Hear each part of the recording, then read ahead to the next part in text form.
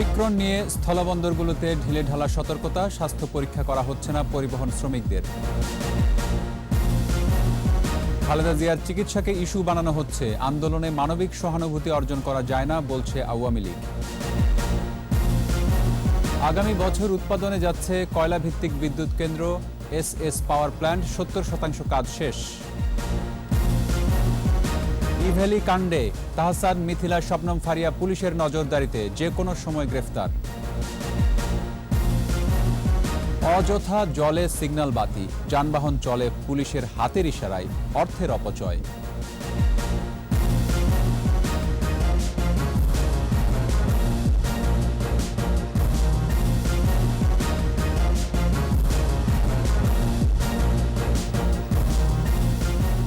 শুনছিলেন first security ইসলামী bank limited সংবাদ শিরোনাম। আমন্ত্রণ সন্ধ্যা ৭:২১ সংবাদে, সাথে আছি রক্তিম ত্রিপুরা। দর্শক, ২১ টেলিভিশনের সংবাদ একই সাথে সরাসরি দেখতে পাবেন আমাদের ফেসবুক পেজ www.facebook.com/2124 অনলাইনে। এছাড়া সংবাদে আরও থাকছে, জাহাঙ্গীরনগর বিশ্ববিদ্যালয়ে আবারও বসল প্রজাপতি মেলা, পরিবেশের ভারসাম্য রাখতে পতঙ্গ বাঁচিয়ে রাখার তাগিদ।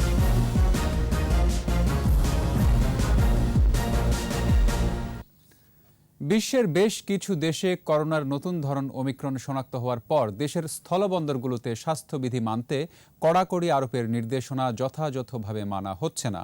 যাত্রীদের স্বাস্থ্য পরীক্ষা এবং করোনা টেস্ট করা হলেও পরিবহন শ্রমিকদের ক্ষেত্রে তার বালাই নেই। হিলি, সাতক্ষীরা, ব্রাহ্মণবাড়িয়া ও বেনাপোল প্রতিনিধির সহায়তায় আরও জানাচ্ছেন মাসুম আলিসা। করোনার নতুন ধরন ওমিক্রন শনাক্ত হয়েছে পার্শ্ববর্তী দেশ ভারতে। এ অবস্থায় দেশের স্থলবন্দরগুলোতে কঠোরভাবে স্বাস্থ্যবিধি মানতে নির্দেশনা দেওয়া হয়েছে, কিন্তু অধিকাংশ ক্ষেত্রে তা মানা হচ্ছে ঢিলেঢালাভাবে। হিলি স্থলবন্দরে পাসপোর্ট যাত্রী ও চালকদের স্ক্রিনিং করা সহ বন্দরের ভেতরে আলাদা স্থানে তাদের থাকার ব্যবস্থা করা হয়েছে, তবে ট্রাক চালকদের কোনো পরীক্ষা করা হচ্ছে না। যেমন আমরা ওই পার থেকে যখন আউট হচ্ছি ভারতবর্ষ থেকে, তা না ওইখানে টেস্ট হচ্ছে, না বাংলাদেশে ইন করছি, না এখানে টেস্ট হচ্ছে। আগে কাস্টমে স্যানিটাইজার হতো, এখন তো আর ওই সব হয় না। এটা আপনাদের বাংলাদেশের সরকারের কমি। বাংলাদেশ সরকার কেন করোনা টেস্ট করতেছে না আমাদের? আজকে ফিরে আসছি, ফিরে আসার পূর্বে ওখানে করোনা নেগেটিভ টেস্ট করিয়ে সে সার্টিফিকেট নিয়ে আসলাম। যাত্রী এবং ট্রাক ড্রাইভারদেরকে স্ক্রিনিংয়ের আওতায় নিয়ে আসা হচ্ছে এবং যদি কারো সাইন সিমটম থাকে সেক্ষেত্রে আমাদের আইসোলেশনের ব্যবস্থা আছে। ব্রাহ্মণবাড়িয়ার আখাউড়া স্থলবন্দরে কাজ করছে ৬ সদস্যের মেডিকেল টিম। তারা ভারত থেকে আসা যাত্রীদের পরীক্ষা করছে। নানা রকম পরীক্ষা নিরীক্ষা করলো, আমাদের তাপমাত্রা মাপা হলো, কোনো রকম সমস্যা নেই আমাদের। প্রতিদিন ২-৩০০ লোক আসতেছে বাংলাদেশে, তাদেরকে যেন ভালো করে পরীক্ষা নিরীক্ষা করা হয়, নিয়মিত যাতে ডাক্তাররা পরীক্ষাটা নিয়মিত করতে পারে। তবে সাতক্ষীরার ভোমরা স্থলবন্দরে যাত্রী ও পরিবহন শ্রমিকদের তাপমাত্রা পরীক্ষা সহ ট্রাক চালক ও সহকারীদের নির্দিষ্ট স্থানে রাখা হচ্ছে। ইন্ডিয়া থেকে পাসপোর্ট যাত্রী আসছে, আর্টিফিশিয়াল ল্যাবের থেকে পরীক্ষার রিপোর্ট দেখে তাদের আমরা আমাদের দেশে প্রবেশের অনুমতি দিয়ে থাকি। আমাদের করোনা ভ্যাকসিন দুটো প্রয়োগ করা হয়েছে। ইন্ডিয়া থেকে বাংলাদেশে যাতায়াতের আমাদের কোনো বাধা বিঘ্ন সৃষ্টি হচ্ছে না। 17 দিন আগে এসেছি বাংলাদেশে এবং আমার করোনা রিপোর্ট দেখে ছেড়ে দিয়েছে। সকল আগমনী যাত্রীকে স্বাস্থ্যবিধি মোতাবেক তাদেরকে হোম কোয়ারেন্টাইনে থাকার পরামর্শ দিচ্ছি। বেনাপোল স্থলবন্দরে ঢিলেঢালাভাবে চলছে কার্যক্রম। ভারত থেকে আসা ট্রাক চালক ও সহকারীদের স্বাস্থ্য পরীক্ষায় তেমন কোনো ব্যবস্থা নেওয়া হয়নি। তবে কর্তৃপক্ষ বলছে পণ্যবাহী ট্রাকগুলোতে জীবাণুনাশক স্প্রে করার নির্দেশনা দেওয়া হয়েছে। মাসুম আলিসা, ২১ টেলিভিশন। বেগম জিয়ার চিকিৎসাকে ইস্যু বানিয়ে আন্দোলনের নামে ঘোলা পানিতে মাছ শিকার করায় বিএনপির উদ্দেশ্য বলে মন্তব্য করেছে আওয়ামী লীগ সাধারণ সম্পাদক ওবায়দুল কাদের। আর আইনমন্ত্রী আনিসুল হক বলেছেন, আন্দোলন করে মানবিক সহানুভূতি অর্জন করা যায় না। ব্রাহ্মণবাড়িয়া প্রতিনিধি নূর মোহাম্মদ শাহিনের সহায়তায় মাহমুদ হাসানের রিপোর্ট। ব্রাহ্মণবাড়িয়ার আখাউড়ায় উপজেলা আওয়ামী লীগের এক অনুষ্ঠানে যোগ দেন আইনমন্ত্রী। এ সময় খালেদা জিয়ার বিদেশে চিকিৎসা নিয়ে তিনি বলেন, আইন চলবে আইনের গতিতে, জিয়ার রহমানের গতিতে নয়। ওনাকে বিদেশ যাওয়ার জন্য 15 জন আইনজীবী আমার সাথে এসে দেখা করেছে। ওনারা যেটা বলছেন সেটা কোথাও কোনোদিন নজির আছে কিনা সেটা দেখার জন্য আমি একটু সময় দিয়েছি। মানবিকতা আন্দোলনের মাধ্যমে কামাই করা যায় না। এদিকে নিয়মিত ব্রিফিংয়ে আওয়ামী লীগ সাধারণ সম্পাদক ওবায়দুল কাদের বলেন, বিএনপি শিষ্টাচারবিহীন অশালীন রাজনীতির চর্চা শুরু করেছিল।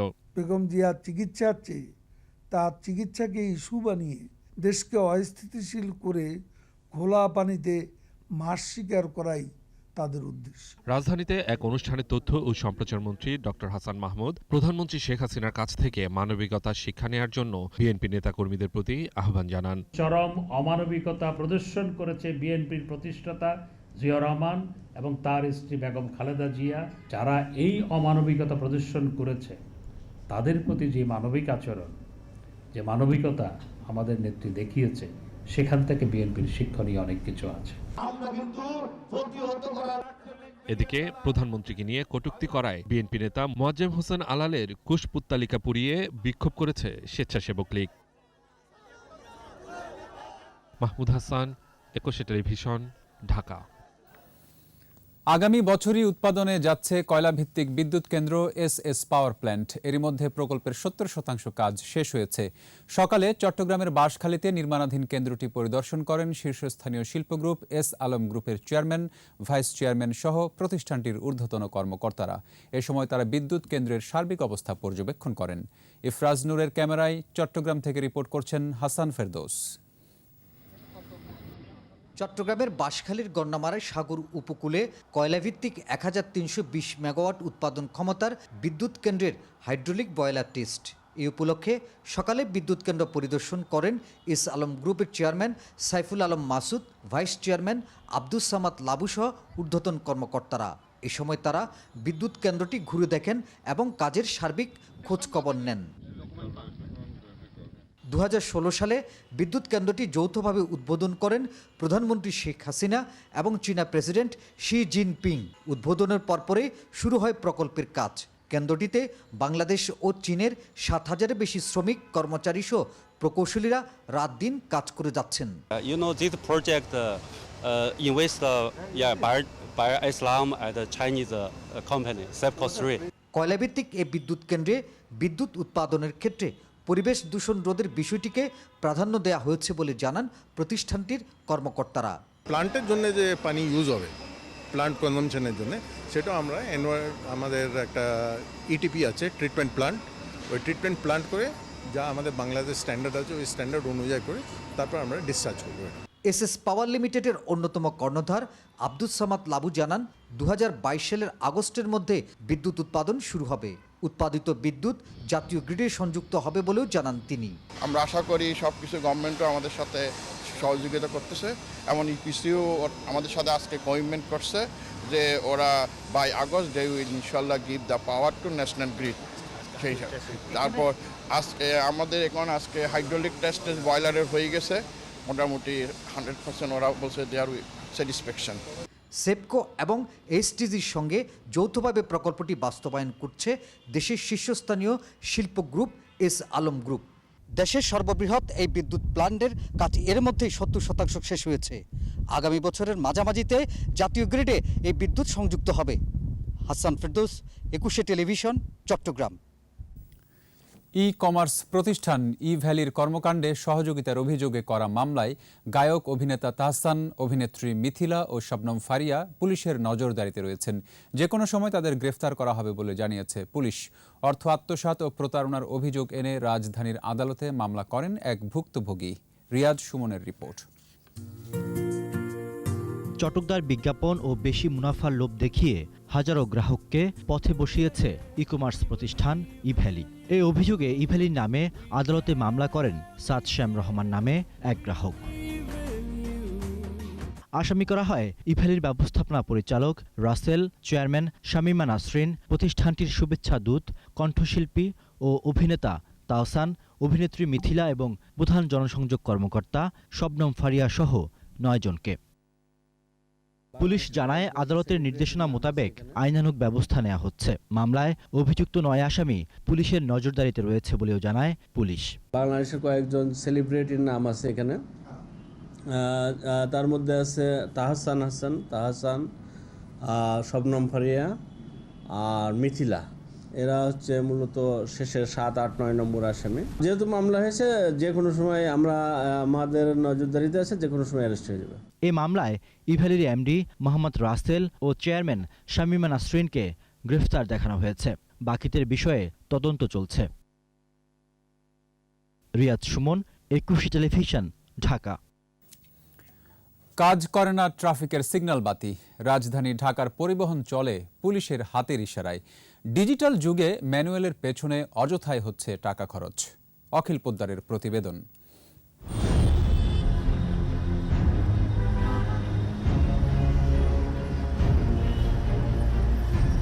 প্রতিটি সিগন্যাল পোস্টেই আছে লাল, সবুজ আর হলুদ বাতি। ঢাকার 2 সিটি কর্পোরেশনে এমন পয়েন্টের সংখ্যা 110, যাতে সিগন্যাল পোস্ট আছে 654টি। এসব খাম্বার বাতিগুলো অচল হয়ে আছে বহুদিন। ঘুরে ফিরে ভরসা তাই ট্রাফিক পুলিশের হাতের ইশারা। লাল নীল বাতি তো জ্বলে না, না জ্বললে আমরা মানব কিভাবে? সরকার 2009 সালে 70টি ট্রাফিক পয়েন্টে খরচ করে 25 কোটি টাকা। 2014 সালে আবার 65টি ইন্টারসেকশনে খরচ যায় আরও 15 কোটি।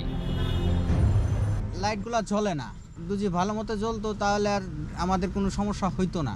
আমার যতটুকু বয়স হয়েছে আজ পর্যন্ত কখনো দেখি না সিগন্যাল বাতি কাজ করতে।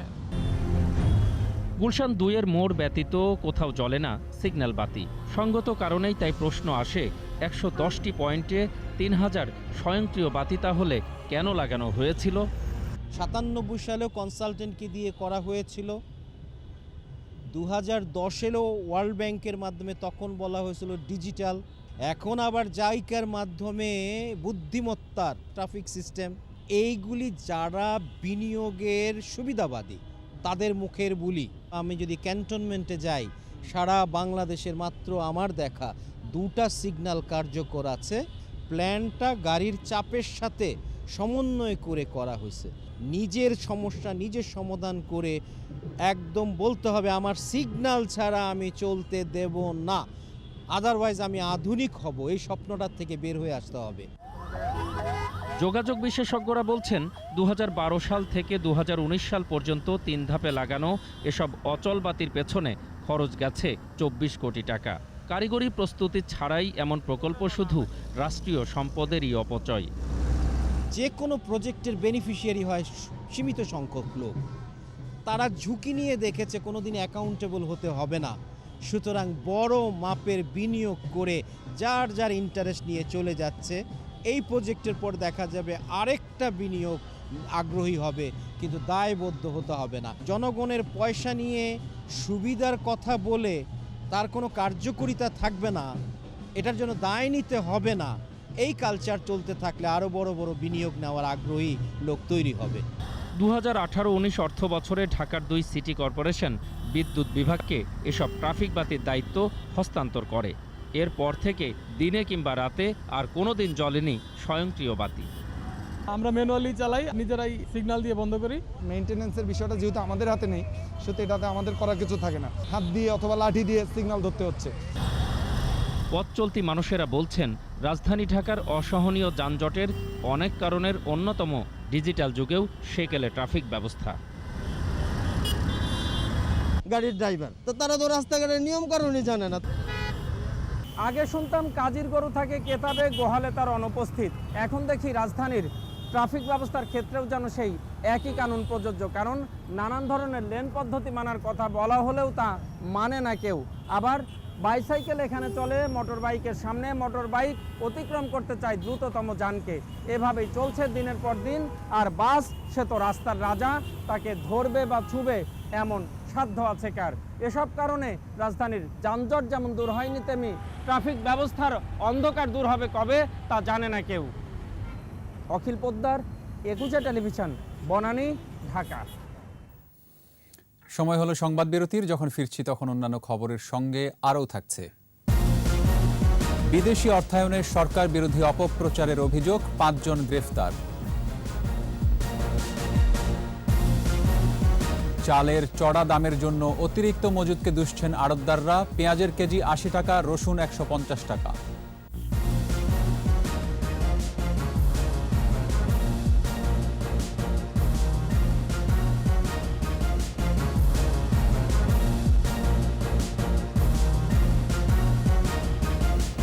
আবারও সন্ধ্যা 7টার 21-এর সংবাদে।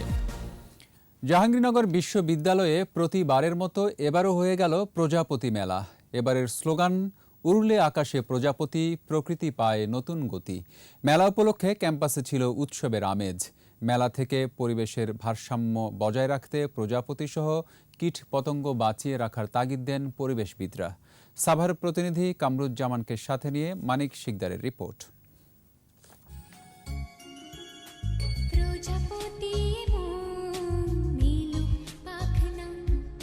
একসময় বিশ্বে 15 থেকে 20,000 প্রজাতির প্রজাপতির দেখা মিলত, আর বাংলাদেশে দেখা যেত 6 শতাধিক প্রজাতির। তবে বর্তমানে বাংলাদেশে টিকে আছে 300 থেকে 400 প্রজাতি, আর এর মধ্যে জাহাঙ্গীরনগর বিশ্ববিদ্যালয়ে আছে 100 প্রজাতির প্রজাপতি। প্রজাপতির বংশরক্ষা, অবাধ বিচরণের পাশাপাশি নতুন প্রজন্মকে প্রজাপতির সাথে পরিচয় করিয়ে দিতে প্রতি বছর জাহাঙ্গীরনগর বিশ্ববিদ্যালয়ে আয়োজন করা হয় প্রজাপতি মেলা। করোনা মহামারীর কারণে 2 বছর বিরতি দিয়ে আবারও এই মেলা বসল। প্রাণীবিদ্যা বিভাগের আয়োজনে শিশু, কিশোর ও তরুণদের স্বতঃস্ফূর্ত অংশগ্রহণে মুগ্ধতা ছড়ায়। আসলে খুব ভালো লাগতেছে, আবার নতুন করে সব শুরু হচ্ছে। দিনব্যাপী চিত্রাঙ্কন প্রতিযোগিতা, সাংস্কৃতিক আয়োজনে উৎসবে রূপ নেয় মেলা প্রাঙ্গণ। প্রজাপতি আমার ভালো লাগে, নতুন একটা উপলব্ধি যে আমি প্রজাপতি মেলাতে এসেছি। পরিবেশবিদ ও গবেষকরা বলছেন, নগর সভ্যতার সাথে কৃষিজমিতে অতিরিক্ত কীটনাশক ব্যবহারে কমছে প্রজাপতি সহ নানা কীটপতঙ্গ। শুধু সৌন্দর্যই দিচ্ছে না, আমাদের কিন্তু নানাভাবে সাহায্য করছে এই প্রকৃতি পরিবেশকে ভালো রাখার জন্য। আমরা সজ্ঞানে সবাইকে নিয়ে যদি এদেরকে কোনো রকমের ধরে না রাখি তাহলে খুব দ্রুত শেষ হয়ে যাবে এবং সেটা আমাদের জন্য মোটেই ভালো হবে না। প্রজাপতি নিয়ে আগে থেকেই গবেষণা শুরু করেছে প্রাণীবিদ্যা বিভাগ।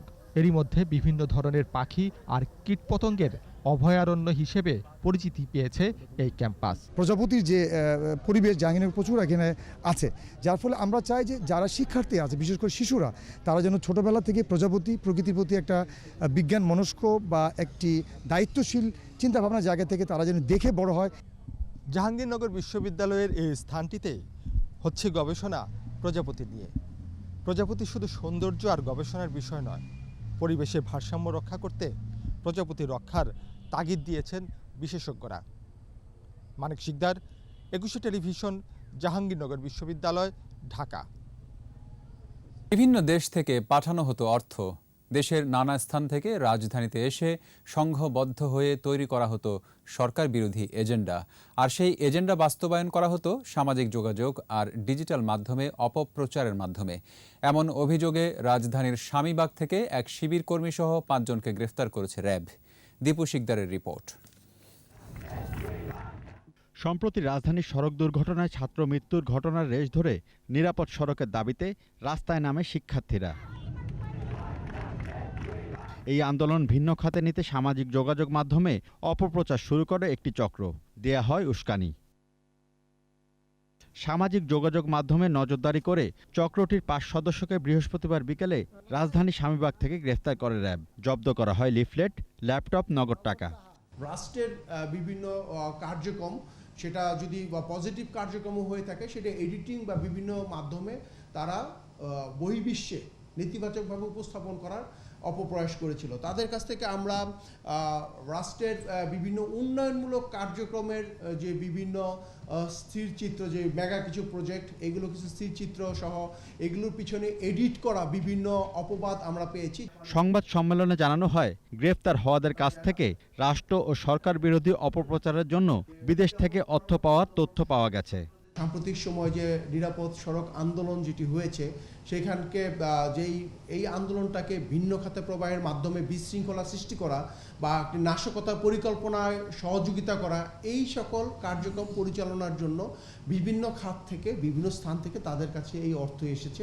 এই সম্পর্কে আমরা কিছু তথ্য পেয়েছি, যেটা আমরা গোয়েন্দারা কাজ করছে। বিদেশে এদের একাধিক হোতার অবস্থান সম্পর্কে তথ্য পাওয়ার কথাও জানানো হয় সংবাদ সম্মেলনে, যাদের অধিকাংশই আমরা শনাক্ত করেছি। দীপু শিকদার, 21 টেলিভিশন, ঢাকা। চালের দাম বৃদ্ধির জন্য মজুতদারদের দায়ী করেছেন আড়তদাররা। বলছেন সিন্ডিকেট করে ধান মজুত করা হচ্ছে। এদিকে সপ্তাহের ব্যবধানে প্রকারভেদে কেজিতে চালের দাম বেড়েছে 4 থেকে 5 টাকা, আর পেঁয়াজের কেজি 20 টাকা, রসুনের কেজি 150 টাকা। বিস্তারিত সাইদুল ইসলামের রিপোর্টে। রাজধানীর বাবুবাজার পাইকারি চালের সবচেয়ে বড় মোকাম। এখানে সপ্তাহের ব্যবধানে প্রায় প্রতিটি চালের দাম বেড়েছে। নাজির বিক্রি হচ্ছে 60 টাকায়, মিনিকেট 58 টাকা, আর 28 চাল কেজিতে 3 টাকা বেড়ে বিক্রি হচ্ছে 48 টাকায়। খুচরা বাজারেও চালের দাম চড়া। ব্যবসায়ীরা বলছেন নানা কারণে চালের দাম ঊর্ধ্বমুখী। এর মধ্যে সবচেয়ে বড় কারণ মিল মালিকদের সিন্ডিকেট। বাংলাদেশে চালের বাজারে আর কমার রাস্তা নাই, সিস্টেম নাই। আগে তো একটা মেলের দাম লাগতো 500 মন হইলে যথেষ্ট, তাই না? এখন একটা মেলের দাম লাগে ধরেন 10,000 মন।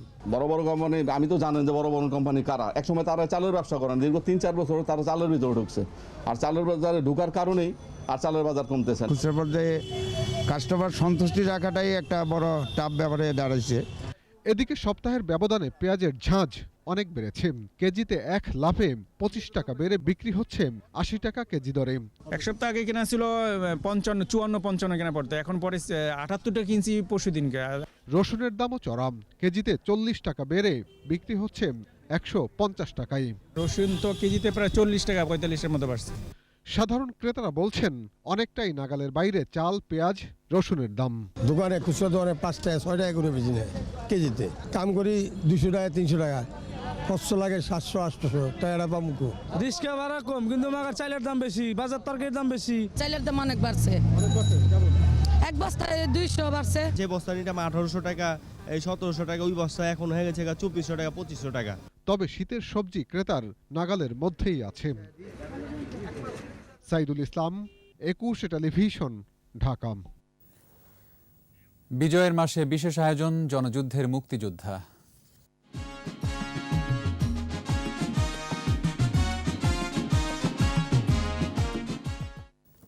একাত্তরের আগুন ঝরা সেসব দিনরাত্রির কথা গোপালগঞ্জের বীর মুক্তিযোদ্ধা মোহাম্মদ শহীদ মোল্লার কাছ থেকে তুলে এনেছেন প্রতিনিধি একরামুল কবির।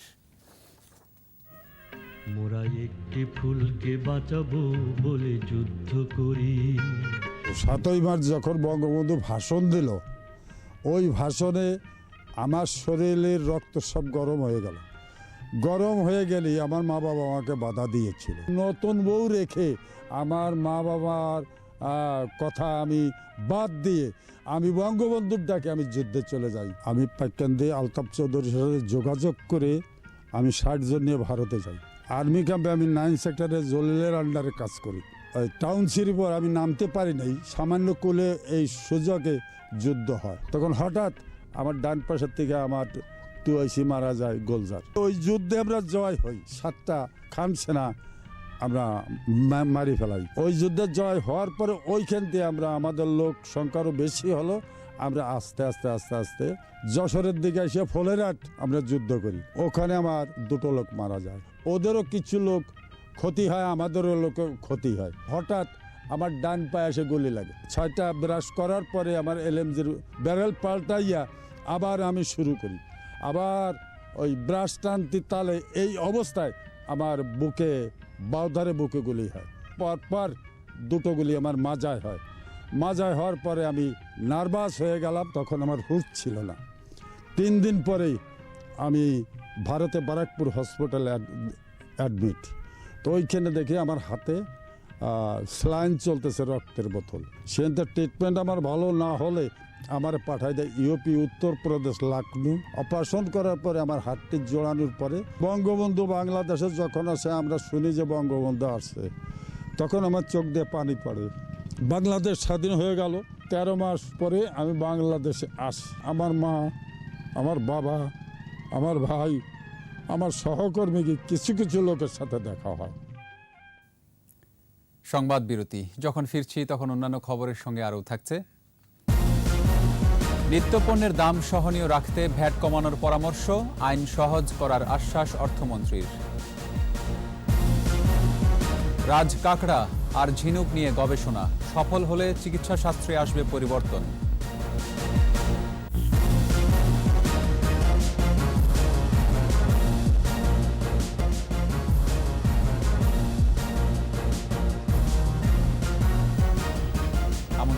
আবারও সন্ধ্যা 7:21 সংবাদে। নিত্যপণ্যের দাম সহনীয় রাখতে ভ্যাট কমানোর পরামর্শ দিয়েছেন ব্যবসায়ী নেতারা। আর অর্থমন্ত্রী বলেছেন ভ্যাটের আওতা বাড়াতে আইন আরও সহজ করা হবে। প্রণব চক্রবর্তীর রিপোর্ট। রাজস্বের অন্যতম প্রধান উৎস ভ্যাট। এই অর্থ দিয়ে হয় উন্নয়ন, সেবা পায় জনগণ, মজবুত হয় দেশের অর্থনৈতিক কাঠামো। কোভিডকালীন পরিস্থিতিতেও 2020-21 অর্থ বছরে রাজস্ব আদায়ে প্রবৃদ্ধি ছিল 20.06%। ভ্যাট সপ্তাহের উদ্বোধনী অনুষ্ঠানে জাতীয় রাজস্ব বোর্ড চেয়ারম্যান জানান, জনবল বৃদ্ধি করে উপজেলা পর্যায়ে বাড়ছে ভ্যাট আহরণ কার্যক্রম। আমাদের জনবলের ঘাটতি আছে, আমাদের অন্যান্য সক্ষমতার জায়গায় আরও বেশি ব্যয় করতে হবে এবং আমরা প্রশাসনিক সক্ষমতা বৃদ্ধি এবং সংস্কারের কার্যক্রম হাতে নিয়েছি। এ সময় নিত্যপণ্যের দাম সহনীয় রাখা সহ বেশ কিছু পরামর্শ দেন ব্যবসায়ী নেতারা। আয়কর ও মূসকের আওতা সম্প্রসারণ করে এবং কর হার কমিয়ে রাজস্ব আয়ের পরিমাণ বৃদ্ধির জন্য কৌশলগত ব্যবস্থা গ্রহণ করা জরুরি। সামনের দিকে নিত্য প্রয়োজনীয় জিনিসপত্র এবং কিছু কিছু জিনিসের দামটাকে স্থিতিশীল রাখার জন্য আপনাদের ট্যাক্স ছাড়ের একটা ব্যবস্থা নিতে হবে, না হলে বাংলাদেশের সাধারণ মানুষ কিন্তু আবার ক্ষতিগ্রস্ত হবে। দেশের পিছিয়ে পড়া জনগণকে এগিয়ে নিতে এবং ভ্যাটের আওতা বাড়াতে ভ্যাট কর্মকর্তাদের আরও তৎপর হওয়ার আহ্বান জানান অর্থমন্ত্রী। যারা শুধু ট্যাক্স দেয় তাদেরকেই শুধুমাত্র আরও বেশি বেশি করে চাপ দেবেন, প্রেশার দেবেন। একবার চিন্তা করে দেখুন, যারা ট্যাক্স দিচ্ছে না, যারা ভ্যাট দিচ্ছে না এমন কোনো মানুষ দেখতে পারে না। জটিল জটিল আইন নয়, সহজ যাতে আমরা বুঝতে পারি, সিম্পলিফাই করে আরও তাদেরকে যদি কোনো গ্রহণযোগ্য করতে পারেন, তাই তারা নিজেরাই এগিয়ে আসবে ট্যাক্স পেমেন্ট করার জন্য। অনুষ্ঠানে সর্বোচ্চ ভ্যাট প্রদানকারী 9 প্রতিষ্ঠানকে দেয়া হয় সম্মাননা। সকলকে উত্তরোত্তর ভ্যাট প্রদানে উদ্বুদ্ধ করবে। প্রণব চক্রবর্তী, 21 টেলিভিশন, ঢাকা। জাতীয় মানবাধিকার দিবস আজ। সংবিধানে মানবাধিকার সুরক্ষার কথা বলা হলেও সেটি আসলে কতটা সুরক্ষিত? জাতীয় মানবাধিকার কমিশনের সাবেক চেয়ারম্যান ডক্টর মিজানুর রহমান বলছেন, এ বিষয়ে কমিশন খুব একটা সরব নয়। মানবাধিকার লঙ্ঘনের বিরুদ্ধে ব্যবস্থা নিতে গেলে সরকার রুষ্ট হবে, এ ধারণা একেবারেই ভুল বলেও মন্তব্য করেন তিনি। বিস্তারিত শাকেরা আরজুর রিপোর্টে। মানবাধিকার লঙ্ঘনের বিরুদ্ধেই বাঙালির মুক্তির সংগ্রাম। সংবিধানের প্রস্তাবনার মূলনীতিতেও বলা হয়েছে মানবাধিকার সুরক্ষার কথা। জাতির পিতা বঙ্গবন্ধু শেখ মুজিবুর রহমানও আজীবন কাজ করে গেছেন মানবাধিকার রক্ষায়। মানবাধিকার রক্ষায় 2009 সালে গঠন করা হয় জাতীয় মানবাধিকার কমিশন। সংবিধানই কমিশনকে অভিযোগ তদন্ত, স্বপ্রণোদিত হয়ে অভিযোগ গ্রহণ ও তদন্ত করার ক্ষমতা দিয়েছে। তবে দায়িত্বটি কতটা পালন করতে পারছে কমিশন? আচরণে যেটা মনে হয় যেন কিছু না করতে হয় এবং আমরা যেন আগে থেকে ধরে নিই যে আমি কিছু করতে গেলেই বোধহয় সরকার আমার উপরে বিরাগভাজন হবে, আমি বোধহয় সরকারের রোষানলে পড়ব, এরকম একটা বোধহয় প্রাক ধারণা আছে, যেটা আমার মনে হয় খুবই ভুল একটি ধারণা। দুর্বলের উপর সবলের নির্যাতন, সাম্প্রদায়িক নিপীড়ন, বিচার বহির্ভূত হত্যা, গুম, ক্রসফায়ার, অপহরণ, পারিবারিক সহিংসতা, সম্পত্তি দখলের মতো অভিযোগ নিয়ে কাজ করে কমিশন। জাতির বিবেককে নাড়া দেয়া অনেক ঘটনা ঘটলেও বিভিন্ন সময় জাতীয় মানবাধিকার কমিশন নীরব থেকেছে। নারীর যে মর্যাদা সমাজে থাকা সেটার প্রতি চরমভাবে অবমূল্যায়ন করা হয়েছে, দলিত মথিত হয়েছে এবং সেখানে মানবাধিকার কমিশনের ন্যায় একটি প্রতিষ্ঠান নীরব দর্শকের ভূমিকা পালন করবে, এটা কিন্তু কখনোই জনগণ কামনা করে না, প্রত্যাশা করে না। আইন অনুযায়ী দায়িত্বটা পালন করার কথা। মানবাধিকার বিষয়ে অভিজ্ঞতার কমিশনের দায়িত্ব দেয়া উচিত বলেই মনে করেন সাবেক এই চেয়ারম্যান। মানবাধিকার কমিশনটাও আমলাতন্ত্রের কাছে মাথা নত করে বসছে এবং আমলারাই যেন মনে হচ্ছে যে মানবাধিকার কমিশনকে নিয়ন্ত্রণ করছে। গত এক দশকে ৫,৭৭০টি অভিযোগের মধ্যে ৫,১৮৯টি নিষ্পত্তি হয়েছে। মানবাধিকার রক্ষায় কমিশনের আরও দৃঢ় ভূমিকা থাকবে বলেই প্রত্যাশা সবার। শাকেরা আরজু, 21 টেলিভিশন, ঢাকা। আমাদের বিশেষ আয়োজন জনদুর্ভোগ।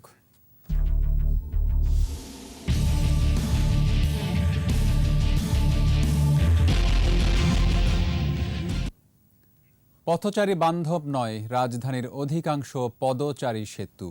ঝুঁকি নিয়ে তাই রাস্তা পার হচ্ছে সাধারণ মানুষ। পুলিশের ক্ষোভ জনগণের উপর, আর বিশেষজ্ঞরা বলছেন সমস্যা আছে সিস্টেমে। ইয়াকুব লিটুর ক্যামেরায় আরও জানাচ্ছেন অখিল পোদ্দার। ঝুঁকিমুক্ত রাস্তা পারের জন্য রাজধানীর গুরুত্বপূর্ণ কিছু পয়েন্টে আছে পদচারী সেতু। আমরা এরকম খোলা পাই, ফাঁকা পাই দেখে সবসময় আর কি রাস্তা ক্রস করে চলে যাই। উঠতে নামতে কষ্ট, তাই রাস্তা দিয়েই হন হন করে গন্তব্যে পৌঁছানোর চেষ্টা। আছে দুর্ঘটনার ঝুঁকি, হাত নেড়ে রাস্তা পার হওয়ায় বাড়াচ্ছে যানজট। যানজট নিরসনে হিমশিম খাচ্ছে। পাবলিক নিয়ে কাজ করাটা আমাদের জন্য আরো একটু কঠিন হয়ে যায়। সেতু ব্যবহার না করার পক্ষে বহুমাত্রিক যুক্তি আছে পথ চলতি মানুষের। যেখানে দরকার সেখানে নেই ওভারব্রিজ, সুযোগ পেলে বসে বাজার কিংবা টং দোকান। আছে ছিনতাইকারীর ভয়।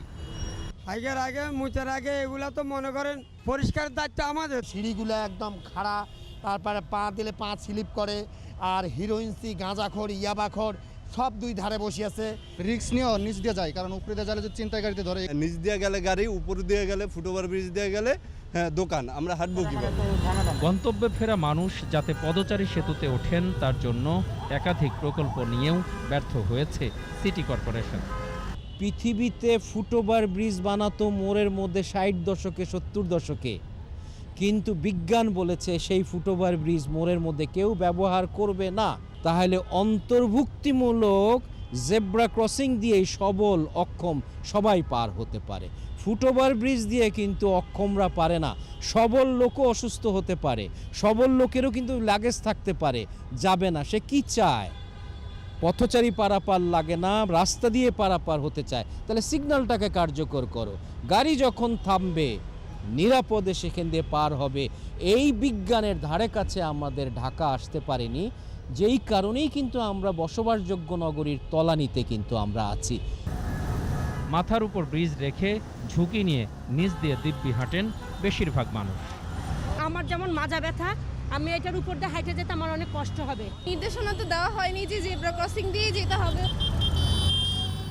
উপরে ফুটওভার ব্রিজ, তারপরও জীবনের ঝুঁকি নিয়ে তার নিচ দিয়ে পারাপার করছে হাজার হাজার লোকজন।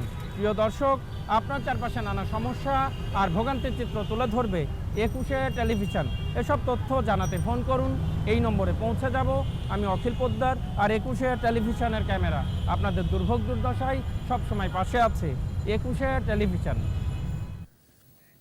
এবার আমাদের বিশেষ আয়োজন সফল বাংলা।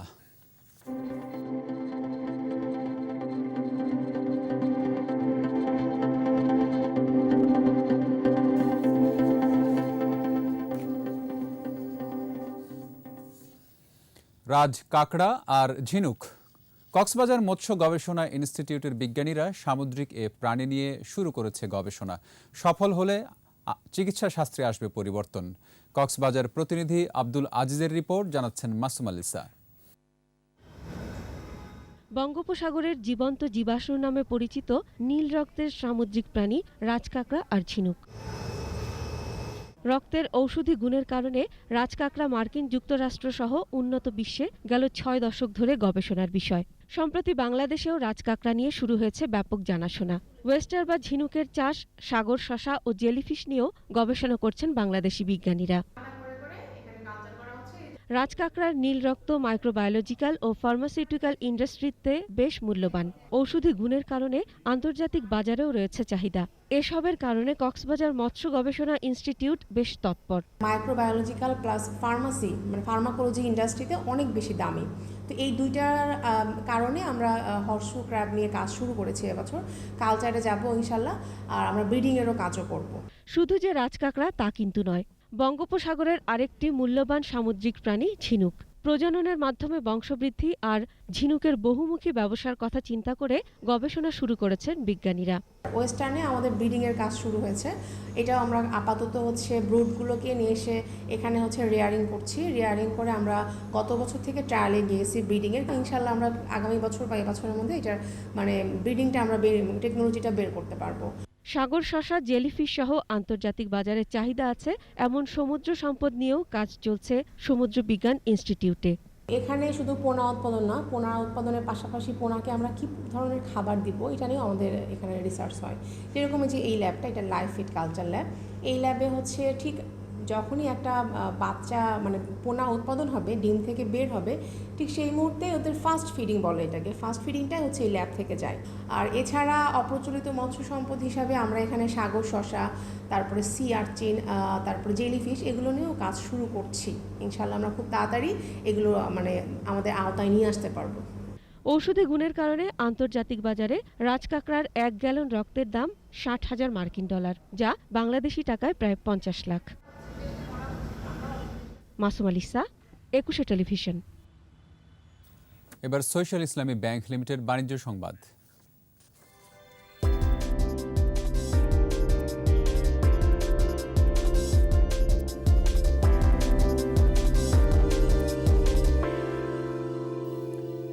আমদানি কম হওয়ার অজুহাতে একদিনের ব্যবধানে হিলি স্থলবন্দরে পাইকারিতে পেঁয়াজের দাম বেড়েছে। একদিন আগেও কেজি প্রতি 31 থেকে 32 টাকা বিক্রি হলেও বর্তমানে তা বেড়ে হয়েছে 34 থেকে 35 টাকা। পেঁয়াজের দাম বাড়ায় বিপাকে পড়েছেন বন্দরে পাইকাররা। ব্যবসায়ীরা জানান, বৃষ্টিপাত হওয়ার কারণে ভারতের বাজারেই পেঁয়াজের সরবরাহ কম। এর উপর নতুন পেঁয়াজের মান খারাপ হওয়ায় পুরনো পেঁয়াজের দাম বাড়িয়ে দিয়েছেন ভারতীয় ব্যবসায়ীরা। এ কারণে সরবরাহ কম ও চাহিদা বেশি থাকায় পেঁয়াজের দাম বাড়ছে। ধর্ষণের অভিযোগে অনির্দিষ্টকালের জন্য নিষিদ্ধ হয়েছেন টোকিও অলিম্পিকে বাংলাদেশের প্রতিনিধিত্ব করা অ্যাথলেটস জহির রায়হান। বাংলাদেশ অ্যাথলেটিক্স ফেডারেশনের জরুরি বৈঠকে এই সিদ্ধান্ত হয়। জাতীয় প্রশিক্ষণ ক্যাম্পে বিনা অনুমতিতে অনুপস্থিত থাকাসহ নৈতিক স্খলন, শৃঙ্খলা ভঙ্গ ও পূর্বের বেশ কিছু অভিযোগের কারণে তাকে অনির্দিষ্টকালের জন্য নিষিদ্ধ করা হয়। নারী নির্যাতন মামলার বর্তমানে জেলে রয়েছেন এই অ্যাথলেটস।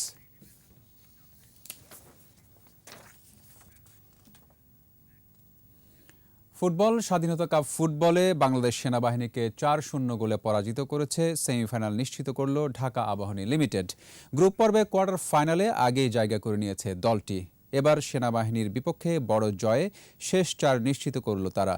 খেলার প্রথমার্ধের শেষ মিনিটে ড্যানিয়েলের গোলে এগিয়ে থেকে বিরতিতে যায় মারিও লেমসের শিষ্যরা। 66 মিনিটে জীবন গোল করে ব্যবধান বাড়ান। 4 মিনিটের ব্যবধানে ফ্রি কিক থেকে আরও একটি গোল করেন ড্যানিয়েল।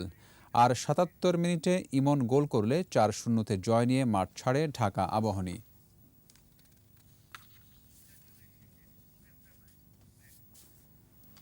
এবার আমাদের আয়োজন বিজয় চিহ্ন।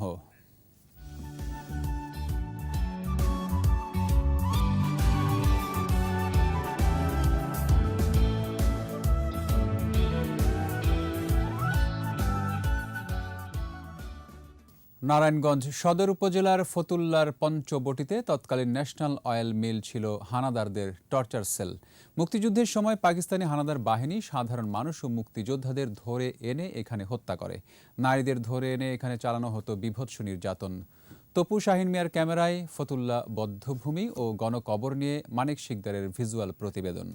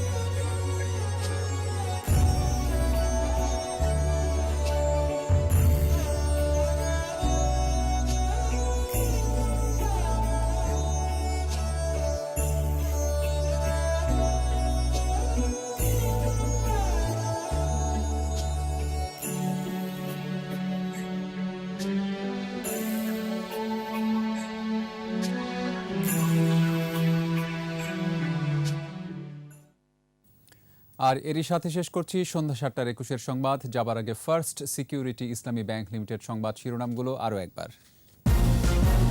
ওমিক্রন নিয়ে স্থলবন্দরগুলোতে ঢিলে ঢালা সতর্কতা, স্বাস্থ্য পরীক্ষা করা হচ্ছে না পরিবহন শ্রমিকদের।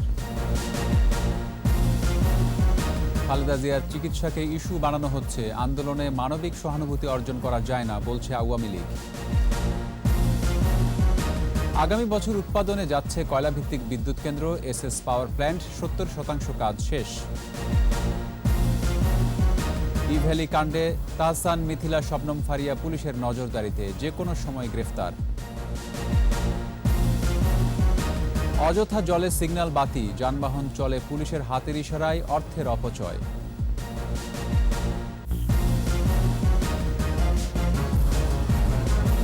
সর্বশেষ খবর জানতে ডায়াল করুন 2021 নম্বরে আর ভিজিট করুন ekushe-tv.com ওয়েবসাইটে। এছাড়া ফেসবুকে লগ ইন করতে পারেন facebook.com/ekushe24 অনলাইনে। পরের সংবাদ রাত 9টায়।